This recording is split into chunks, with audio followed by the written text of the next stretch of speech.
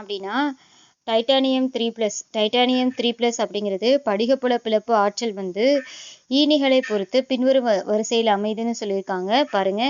So இதில் இருக்கிறதுலையே எதுக்கு குறைவு அப்படின்னா பிஆர் மைனஸுக்கு தான் மிக குறைவு, 149.4 கிலோஜூல் மோல் இன்வெர்ஸ். சரி, அதை விட அதிகம் எது அப்படின்னா எஃப் மைனஸினுடைய மதிப்பு 227.7 கிலோஜூல் மோல் இன்வெர்ஸ். அதுவே டைட்டானியம் H2O6 3+க்கு பார்த்தீங்கன்னா ரொம்ப அதிகம், 239.7 கிலோஜூல் மோல் இன்வெர்ஸ். ஓகேவா? ஸோ இருக்கிறதுல இதுக்கு தான் அதிகம், அதை விட குறைவு இது, அதை விட மிக குறைவு இது. ஓகேவா? ஸோ குறைவாக இருக்கிறதுலையே ரொம்ப குறைவாக இருக்குது பிஆர் மைனஸ். ஓகேவா? அதிகமாக இருக்கிறது TiH2O6 × 3+, அதை விட குறைவாக இருக்கிறது டைட்டானியம் ஹெக்ஸாஃப்ளூரைட் 3-. அடுத்து TiBr6 3-ங்கிறது மிக குறைவு. ஓகேவா? எஸ், அதான் கொடுத்துருக்காங்க. டைட்டானியம் 3+இன் படிகப்புல பிளப்பு ஆற்றலானது ஈனிகளை பொறுத்து பின்வரும் வரிசையில் அமையுது. பிஆர் மைனஸ் குறைவாக இருக்குது, எஃப் மைனஸ் அதை விட அதிகமாக இருக்குது, H2O ரொம்ப அதிகமாக இருக்குது.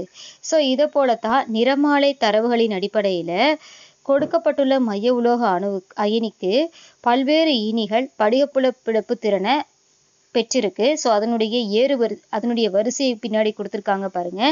ஸோ ரொம்ப இம்பார்ட்டன்ட் 1 மார்க் கொஸ்டின் ஸ்டூடெண்ட்ஸ். இதெல்லாம் பாருங்க. I- ரொம்ப குறைவா இருக்கு படிகப்புல பிளப்பு ஆற்றல். மேலே பார்த்தோம் இல்லையா, அந்த ஆற்றலின் வரிசைப்படுத்தி இருக்கிறாங்க. ஃபர்ஸ்ட் வந்து பார்த்தீங்கன்னா மிக குறைவா இருக்கிறது I-, அதை விட அதிகமாக இருக்கிறது Br-, அதை விட அதிகமாக இருக்கிறது SCN-, அதை விட அதிகமாக இருக்கிறது Cl-, அதை விட அதிகம் S2-, அதை விட அதிகம் F-, அதை விட அதிகம் OH-. OH-க்கும் ஹைட்ராக்சைடு அயனிக்கும் யூரியாக்கும் இடையே பார்த்தீங்கன்னா சமமான அளவு படிகப்புலப்பு திறன் இருக்குது. அடுத்து OX2-, H2O, அதை விட அதிகம் NCS-. அடுத்து EDTA4-, அதை விட அதிகம் NH3 ரொம்ப அதிகம், EN-க்கு அதை விட அதிகம், NO2-க்கு ரொம்ப அதிகம், CN-க்கு ரொம்ப ரொம்ப அதிகம், CO-க்கு ரொம்ப அதிகமாக இருக்கு. இருக்கிறதுலே அதிகமாக இருக்கிறது CO. புரியுதா ஸ்டூடெண்ட்ஸ்? ஸோ மேற்கொண்டுள்ள நிறமாலை வரிசையை வேதி வரிசைன்னு சொல்லலாம். ஸோ வேதி வரிசைன்னு 1 மார்க்கில் கேட்பாங்க. ஸ்பெக்ட்ரோகெமிக்கல் சீரீஸ்ன்னு கேட்பாங்க. அது ஒரு இம்பார்ட்டன்ட் 1 மார்க் கொஸ்டின் ஸ்டூடெண்ட்ஸ். இதை நீட்டாக மெமரி பண்ணிடுங்க. ஓகேவா? ஸோ இதை வந்து நம்ம என்னென்னு சொல்லுவோம்னா ஸ்பெக்ட்ரோகெமிக்கல் சீரீஸ் அப்படின்னு கெமிக்கல் சீரீஸ்ன்னு சொல்லுவாங்க. வலதுபுறம் காணப்படும் கார்பனைல் போன்ற ஈனிகள் ஒப்பீட்டு அளவில் அதிக படிகப்புல பிணைப்பினை ஏற்படுத்தும் தன்மையை பெற்றிருக்கு. ஸோ இந்த இடத்துல பார்த்தீங்கன்னா இந்த CO-ங்கிறது அதிக படிகப்புல பிளப்புத்திறன் ஆற்றலை பெற்றிருக்குது. ஓகேவா? CO-ங்கிறது என்னன்னா கார்பனைல். ஸோ வலதுபுறத்தில் காணப்படும் கார்பனைல் CO-ங்கிற ஈனி அதிக அளவிலான படிகப்புலப்பை ஏற்படுத்தும் தன்மையை பெற்றிருக்கு. இந்த இதை வந்து வலிமைமிகு ஈனிகள்னு சொல்லலாம். படிகப்புல பிளப்புத்திறன் அதிகமாக இருக்கக்கூடியவை எல்லாம் நம்ம வலிமையான ஈனிகள் அப்படின்னு வலிமைமிகு ஈனிகள்னு சொல்லலாம். அதுவே இடதுபுற ஓரத்தில் இருக்கக்கூடிய ஈனிகள் எல்லாம் ஒப்பீட்டு அளவில் குறைவான படிகப்புல பிளப்பை ஏற்படுத்துது. ஓகேவா? ஸோ இந்த மூலையில் இருக்கிறதெல்லாம் குறைவான படிகப்புல பிணைப்பை ஏற்படுத்துது. இதெல்லாம் வலிமை குறைந்த ஈனிகள் அப்படின்னு சொல்லலாம். ஓகேவா? ஸோ இந்த வரிசையில் இந்த சைடில் வலதுபுற ஓரத்தில் இருக்கிறதெல்லாம் ஓகே நல்லா கவனிக்கணும். வலதுபுற ஓரத்தில் இடதுபுற ஓரம். ஃபர்ஸ்ட் வலதுபுற ஓரத்தில் இருக்கிறதெல்லாம் அதிக படிகப்புல பிளப்பு திறனை பெற்றிருக்குது. அதுக்கு அதிக படிகப்புல பிளப்பு திறனை பெற்றிருக்கிறதுனால வலிமைமிகு ஈனிகள்னு சொல்லலாம். இதெல்லாம் வலிமைமிகு ஈனிகள். இதுவே இந்த சைடு ஓரத்தில் இருக்கிறதெல்லாம் குறைவான படிகப்புல பிளப்பு ஆற்றலை பெற்றிருக்கிறதுனால வலிமை குறைந்த ஈனிகள்னு சொல்லலாம். புரியுதா ஸ்டூடெண்ட்ஸ்? எண்முகி அணைவுகளில் டி எலக்ட்ரானுடைய பங்கீடு பார்க்கலாம். ஈனி புலத்தில் பார்த்தீங்கன்னா மைய உலோக அயனியின் டி ஆர்பிட்டால்களில் எலக்ட்ரான்கள் ஹுண்ட் விதியின்படியே அமையுது. ஹுண்ட் விதினா என்னது? ஒற்றை நிரவுதலை செய்ததுக்கு அப்புறம் தான் எலக்ட்ரான்களை இரட்டை நிரவுதலை செய்யணும். அதுதான் என்னதுன்னா ஹுண்ட் விதி. ஸோ ஈனி புலத்தில் மைய உலோக அயனியின் டி ஆர்பிட்டால்கள் எலக்ட்ரான்கள் ஹுண்ட் விதியின்படியே நிரம்புது.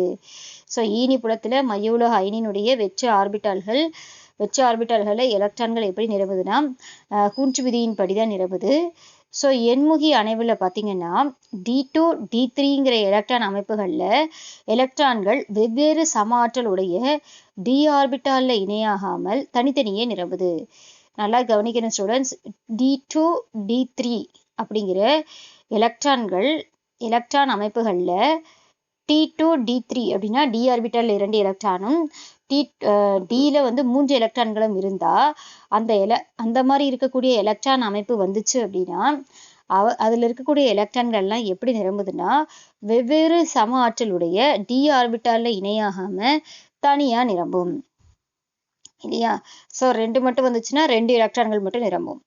அதுவே D3 அப்படின்னா தனித்தனியாக இதிலெல்லாம் எலக்ட்ரான்கள் இந்த D2 D3ல எலக்ட்ரான்கள் நிரப்பும்போது தனித்தனியாக நிரம்பும் அப்படின்னு சொல்கிறாங்க. எஸ், ஓகேவா. அது எப்படிங்கிறது நான் போட்டு காமிக்கிறேன், கவனிங்க. வெவ்வேறு சம ஆற்றலுடைய டி ஆர்பிட்டால்கள் இணையாகாமல் தனித்தனியாக நிரம்புதுன்னு சொல்கிறாங்க. எதுலன்னா D2 D3ல. ஸோ டி ஆர்பிட்டாலில் 2 எலக்ட்ரானும் டி ஆர்பிட்டாலில் 3 எலக்ட்ரானும் வந்தால் இந்த மாதிரி தனித்தனியாக நிரம்புதுன்னு சொல்கிறாங்க. சரி, அடுத்து T2G எலக்ட்ரான் அமைப்பை பொறுத்த வரைக்கும் பார்த்தீங்கன்னா இரு வாய்ப்புகள் இருக்குது. T2Gல இரு வாய்ப்புகள் இருக்குது. 4வது எலக்ட்ரான் உயர் ஆற்றலுடைய EG ஆர்பிட்டாலுக்கு செல்லலாம் அல்லது குறைவான ஆற்றலுடைய T2G ஆர்பிட்டாலில் உள்ள ஒரு எலக்ட்ரானுடன் சேர்ந்து இரட்டையாகலாம். இப்போ நீங்கள் கவனிக்கணும், கீழே பார்த்தீங்கன்னு வச்சுக்கோங்களேன், நல்லா கவனிக்கணும் ஸ்டூடெண்ட்ஸ்.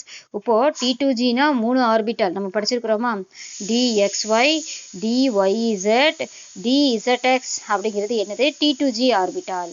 அதுவே மேலே இருக்கக்கூடியது EG ஆர்பிட்டால். EG ஆர்பிட்டால் பார்த்தீங்கன்னா DX² - Y² DZ² அப்படின்னு இது மேலே இருக்குது. ஓகேவா, இது மேலே இருக்குது, இது கீழே இருக்குது. இப்போ இதில் எலக்ட்ரான்கள் நிரம்புதுன்னா 2 எலக்ட்ரான்கள் மட்டும் நிரம்புச்சுன்னா 1 2 நிரம்பிடும். 3 வந்துச்சுன்னா அந்த 3 இதில் நிரம்பும் இல்லையா. இப்போ D2 D3ல பார்த்தீங்கன்னா கீழே இருக்கிறதுல ஒற்றை நிரவுதலை செஞ்சதுக்கு அப்புறம் தான் அடுத்தது இரட்டை நிரவுதலை செய்யணும். ஓகேவா. இப்போ என்ன சொல்கிறாங்கன்னா இப்போ 3 எலக்ட்ரான் நிரப்பியாச்சு. D2 D3ல பார்த்தீங்கன்னா எலக்ட்ரான் அமைப்பில் சம ஆற்றலுடைய டி ஆர்பிட்டால்களில் இணையாகாமல் தனித்தனியாகவே நிரம்புச்சு அப்படின்னு சொன்னோம். ஆனால் T2G எலக்ட்ரான் அமைப்பை பொறுத்த வரையில் பார்த்தீங்கன்னா இரு வாய்ப்புகள் இருக்குது. இப்போ 4வது எலக்ட்ரான் எங்கே போய் நிரம்பலாம் அப்படின்னா மேலே போய் இந்த இடத்துல DX² - Y²ங்கிற இந்த இடத்துல போய் நிரம்பலாம். உயர் ஆற்றலுடைய EG ஆர்பிட்டாலுக்கு செல்லலாம். அப்படி இல்லை அப்படின்னா அப்படி இல்லைன்னா இந்த 4வது எலக்ட்ரான் T2Gல கீழே இருக்கிற ஒற்றையா இருக்கக்கூடிய இந்த எலக்ட்ரான்ல இந்த ஆர்பிட்டால்ல மறுபடியும் போய் என்ன பண்ணலாம், 4வது எலக்ட்ரான் நுழையலாம். இப்போ நம்ம கிரீன் கலர்ல இருக்கிறது 4வது எலக்ட்ரான். 4வது எலக்ட்ரான் மேலே இருக்கிற ஆர்பிட்டாலுக்கு போகலாம். இல்லைன்னா T2Gங்கிற அதே ஆர்பிட்டாலில் எலக்ட்ரான்கள் நிரம்பலாம். ஓகேவா. ஸோ நல்லா கவனிங்க ஸ்டூடெண்ட்ஸ். அப்போது 4வது எலக்ட்ரான் மேலே இருக்கக்கூடிய EG ஆர்பிட்டாலுக்கு போகலாம். அப்படி இல்லைனா குறைவான ஆற்றலுடைய T2G ஆர்பிட்டாலில் ஒரு எலக்ட்ரானை சேர்த்து இந்த மாதிரி இரட்டை ஆகலாம் அப்படின்னு சொல்கிறாங்க. இந்த நிலையில் குறைவான ஆற்றலை பெற்றிருக்கக்கூடிய அமைப்பு எலக்ட்ரான் அமைப்பு தான் முன்னுரிமை பெறும். ஸோ இந்த மாதிரி ஒன்று மேலே போகலாம், இல்லைன்னா T2G ஆர்பிட்டாலேயே இணையாச்சு அப்படின்னா நாம் என்ன பண்ணோம்னா குறைவான ஆற்றலை பெற்றுள்ள எலக்ட்ரான் அமைப்புக்கு தான் முன்னுரிமை தரணும் அப்படின்னு சொல்கிறாங்க.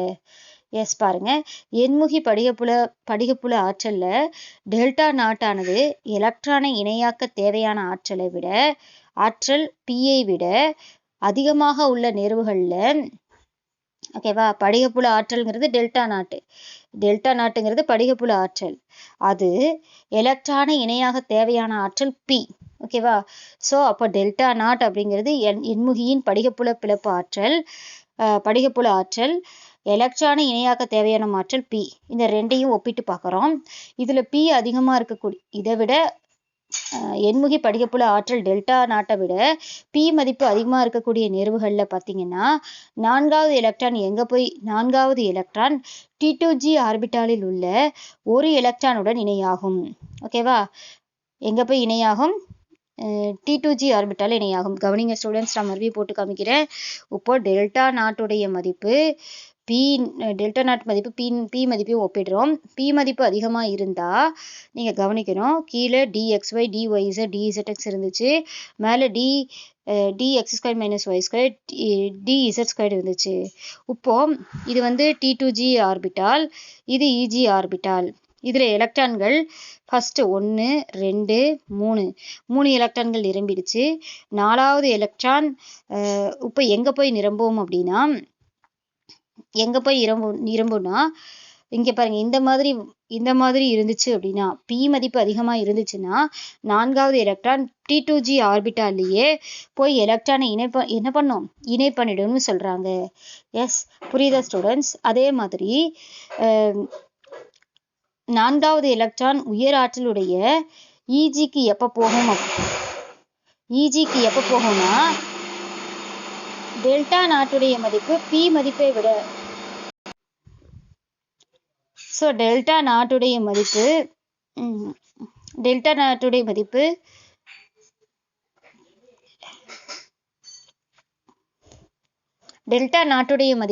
P மதிப்பை விட குறைவா இருந்தா 4வது எலக்ட்ரான் உயர் ஆற்றலுடைய EG ஆர்பிட்டாலுக்கு போகும். சாரி ஸ்டூடெண்ட்ஸ், ஃபர்ஸ்ட் வந்து டெல்டா நாட் அதிகமாக இருந்துச்சுன்னா, ஓகேவா? ஸோ டெல்டா நாட்டுடைய மதிப்பு P அதிகமாக இருந்தால் 4வது எலக்ட்ரான் T2g ஆர்பிட்டாலில் நிரம்பும். ஓகேவா? நல்லா கவனிங்க.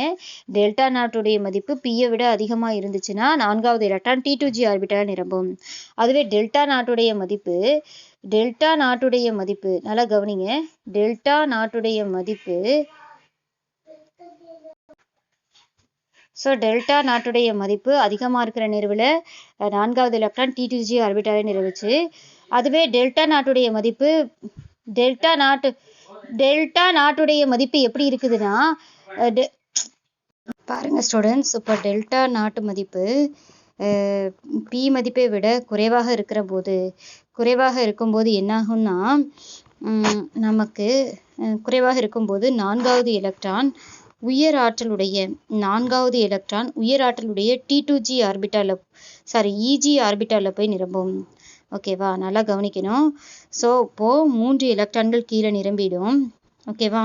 3 எலக்ட்ரான்கள் கீழே இப்படி நிரம்பிடும் ஸ்டூடெண்ட்ஸ். 4வது எலக்ட்ரான் எங்கே போய் நிரம்பும்னா EG ஆர்பிட்டாலில் போய் நிரம்பும். எப்போனா P மதிப்பு அதிகமாக இருக்கும்போது 4வது எலக்ட்ரான் EG ஆர்பிட்டாலையும், டெல்டா மதிப்பை விட P மதிப்பு அதிகமாக இருந்தால் 4வது எலக்ட்ரான் EG ஆர்பிட்டாலில் போய் நிரம்பும். அதுவே டெல்டா மதிப்பு அதிகமாக இருக்கக்கூடிய நேர்வில் டெல்டா மதிப்பு குறைவாக இருந்தால் 4வது எலக்ட்ரான் EG ஆர்பிட்டாலில் போய் நிரம்பும். அதுவே குறைவாக இருந்துச்சு அப்படின்னா இப்படி நிரம்பிச்சு. ஸோ டெல்டா நாட்டுடைய மதிப்பு அதிகமாக இருக்கக்கூடிய நேர்வில் 4வது எலக்ட்ரான் EG ஆர்பிட்டாலே T2g ஆர்பிட்டாலேயே கீழேயே நிரம்புச்சு. புரியுதா ஸ்டூடெண்ட்ஸ்? பாருங்க, கீழே கொடுத்துருக்குறாங்க. எகெயின் மறுபடியும் சொல்கிறேன். டெல்டா நாட்டுடைய மதிப்பு P மதிப்பை விட அதிகமாக இருக்க நேர்வில் என்ன பண்ணுது அப்படின்னா, 4வது எலக்ட்ரான் கீழே இருக்கிறது T2g ஆர்பிட்டால், மேலே இருக்கிறது EG ஆர்பிட்டால். ஸோ இதில் 3 எலக்ட்ரான்களை ஃபஸ்ட்டு 1 2 3 இது நிரம்பிட்டோம். 4வது எலக்ட்ரான் எங்கே போய் நிரம்பும்னா, மேலே இருக்கக்கூடிய EGக்கு போகாமல் டெல்டா நாட் மதிப்பு அதிகமாக இருந்தால் கீழேயே நிரம்பிடும். ஓகேவா? அதுவே டெல்டா நாட்டுடைய மதிப்பு குறைவாக இருக்கிற நேர்வில் என்னாகும்னா, இந்த 4வது எலக்ட்ரான் இங்கே நிரம்பாமல் மேலே போய் EG ஆர்பிட்டாலில் நிரம்பும்னு சொல்கிறாங்க. ஓகேவா? எஸ், பாருங்க கீழே கொடுத்துருக்குறாங்க. எண்முகி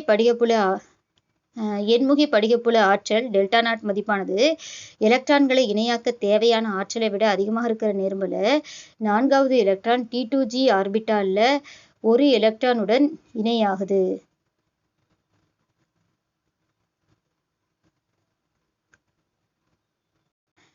அதுவே டெல்டா மதிப்பு P மதிப்பை விட குறைவாக இருக்கிற நேர்வில் 4வது எலக்ட்ரான் உயர் ஆற்றல் உடைய EG ஆர்பிட்டாலே இடம்பெறுதுன்னு சொல்லியிருக்காங்க. ஓகேவா? ஸோ எடுத்துக்காட்டு கொடுத்துருக்காங்க ஸ்டூடெண்ட்ஸ், கவனிங்க. இரும்பு 3 அணைவு சேர்மங்களை FeH2O6 3+ அப்படிங்கிற வலிமை குறை புலத்தில் டெல்டா நாட்டுடைய மதிப்பு அலையெண் மதிப்பு எவ்வளோன்னு பாருங்க. டெல்டா நாட்டுடன் தொடர்புடைய அலையெண் மதிப்பு பார்த்தீங்கன்னா 14,000 சென்டிமீட்டர் இன்வர்ஸ். அதுவே FeCN6 3- வலிமைமிகு ஈனியை கொண்ட புலத்தில் அதனுடைய டெல்டா நாட்டு மதிப்போடு தொடர்புடைய அலையின் மதிப்பு 35,000 சென்டிமீட்டர் இன்வர்ஸ். சரி, இந்த ரெண்டு அணைவையும் பார்க்குறோம் ஸ்டூடெண்ட்ஸ், கவனிங்க. இரும்பு 3 அணைவு சேர்மங்கள்ல FeH2O6 3+ அப்படிங்கிற வலிமை குறை புலம்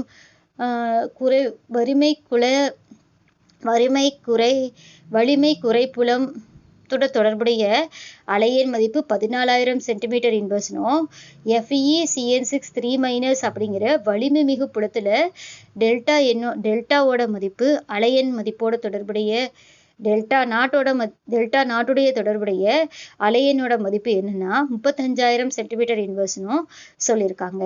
சரி, இப்போ இரு அணைவுகளிலும் மதிப்பு பாருங்க எப்படி இருக்கு. வலிமை குறை புலத்துல 14,000 சென்டிமீட்டர் இன்வர்ஸ்னும் வலிமை மிகு புலத்துல 35,000 சென்டிமீட்டர் இன்வர்ஸ்னும் வந்திருக்குது.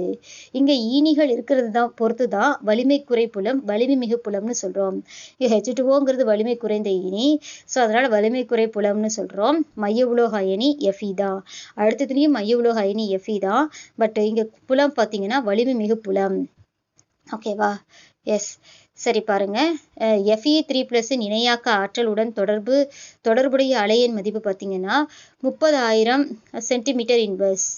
சரி, மேற்கொண்டுள்ள இரு அணைவுகளிலும் பார்த்தீங்கன்னா Fe3+ ஆனது D5 எலக்ட்ரான் அமைப்பை பெற்றிருக்கும். Fe3+ இருந்தா அங்க D5 எலக்ட்ரான் அமைப்பை பெற்றிருக்கும். ஸோ நீர் மூலக்கூறுகளை ஈனிகளாக கொண்டுள்ள அணைவு சேர்மத்துல டெல்டா நாட் மதிப்பு P மதிப்பை விட குறைவாக இருக்கும். அப்போ 4வது 5வது எலக்ட்ரான் EG ஆர்பிட்டால்ல போய் சேரும். ஸோ ஃபர்ஸ்ட் இந்த அணைவுக்கு பார்த்தீங்கன்னா இப்போ Fe3+, ஸோ Fe3+னுடைய வெளிக்கூட்டு எலக்ட்ரான் அமைப்பு என்னன்னா D5 எலக்ட்ரான் அமைப்பு. ஸோ ஃபர்ஸ்ட் பார்த்தீங்கன்னா கீழே 3 ஆர்பிட்டால், மேலே 2 ஆர்பிட்டால். நமக்கு தெரியும் கீழே இருக்கிறது T2G, மேலே இருக்கிறது EG. ஸோ ஃபஸ்ட்டு 3 எலக்ட்ரான்களை இங்கே நிரப்பியாச்சு. 5வது எலக்ட்ரான் எங்கே போய் நிரம்பும் அப்படின்னா EGயில் போய் நிரம்புங்கிறாங்க. ஏன்னா டெல்டா நாட்டுடைய மதிப்பு P மதிப்பை விட குறைவாக இருக்கு. ஓகேவா? அடுத்து பாருங்க, அடுத்த அணைவு பார்த்தீங்கன்னா FeCN6 3- அப்படிங்கிற இந்த அணைவுல டெல்டா நாட்டுடைய மதிப்பு அதிகமா இருக்கு.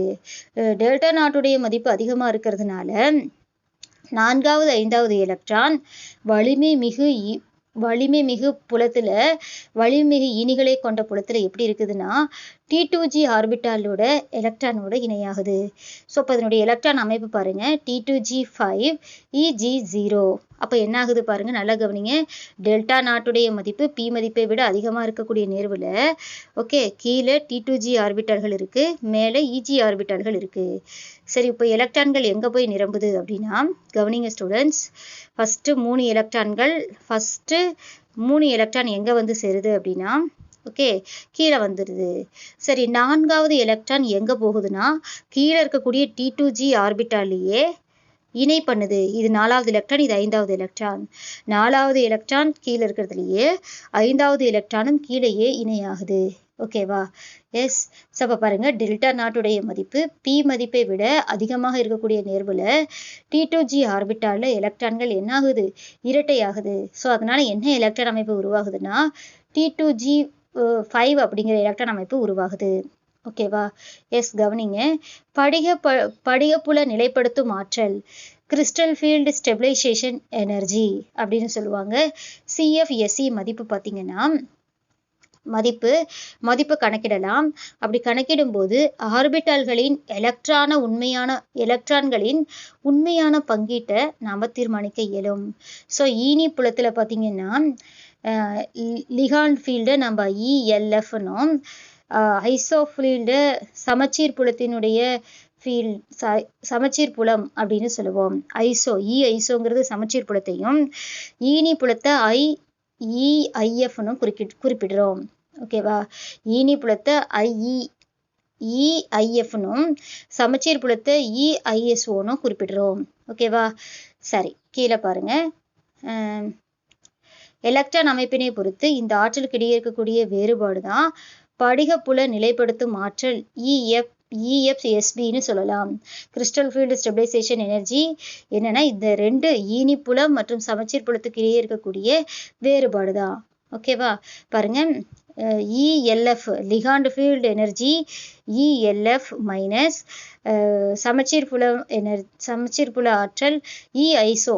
ஸோ இதிலிருந்து இதை கழிச்சோம் அப்படின்னா நமக்கு என்ன கிடைக்கும்னா டெல்டா E0 மதிப்பு கிடைக்கும். ஓகேவா? எஸ். ஸோ இப்போ லிகாண்ட் ஃபீல்டு பார்த்தீங்கன்னா அதனுடைய மதிப்பு கொடுத்துருக்காங்க பாருங்க, N2Tg. நல்லா கவனிங்க, N2T into minus 0.4 plus NEG 0.6. ஓகேவா? ஸோ நல்லா கவனிக்கணும். First N2T minus 0.4 plus NEG 0.6 into delta not. அடுத்து ப்ளஸ்ஸு NPP மைனஸ் NP' அப்படிங்கிறதா இதனுடைய வேறுபாடு. ஓகேவா? ஸோ லிகாண்ட் ஃபீல்டு எனர்ஜியையும் அதே மாதிரி சமச்சீர் புலத்துக்கும் இடையே இருக்கக்கூடிய ஆற்றல் வேறுபாட்டினுடைய மதிப்புகள் எல்லாம் பிரதியிட்டு கடைசி சமன்பாட்டை மட்டும் கொண்டு எழுதியிருக்கிறாங்க. N2T minus 0.4 plus NEG 0.6 into delta not plus NPP minus of NP'. ஓகேவா? இந்த இடத்துல கவனிக்கிற ஸ்டூடெண்ட்ஸ், N2T அப்படிங்கிறது என்னன்னா T2G ஆர்பிட்டாலில் காணப்படும் எலக்ட்ரான்களின் எண்ணிக்கை. T2G ஆர்பிட்டாலில் காணப்படும் எலக்ட்ரான்களுடைய எண்ணிக்கையை தான் N2Tன்னு குறிப்பிடுறோம். NEGங்கிறது EG ஆர்பிட்டாலில் காணப்படும் எலக்ட்ரான்களினுடைய எண்ணிக்கை. நம்ம ஒரு இதுலேயும் எலக்ட்ரானுடைய எண்ணிக்கையை கண்டுபிடிச்சு T2Gயில் எவ்வளோ எலக்ட்ரான்கள் இருக்குங்கிறத N2Tனும் EGயில் எவ்வளோ எலக்ட்ரான்கள் இருக்கிறதுங்கிறத NEGனும் கொண்டு வந்து இதில் பிரதியிடுறோம். ஓகேவா? எஸ். சரி, அடுத்து பாருங்க, NPங்கிறது என்னன்னா ஈனி புலத்தில் காணப்படும் எலக்ட்ரான்களின் எண்ணிக்கை. இந்த இடத்துல NPங்கிறது ஈனி புலத்தில் காணப்படும் எலக்ட்ரான்களின் எண்ணிக்கை. NP' அப்படிங்கிறது என்னன்னா சமச்சீர் புலத்தில் காணப்படும் எலக்ட்ரான்களின் எண்ணிக்கை. அதையெல்லாம் கொண்டு வந்து இதில் பிரதியிடணும். ஓகேவா?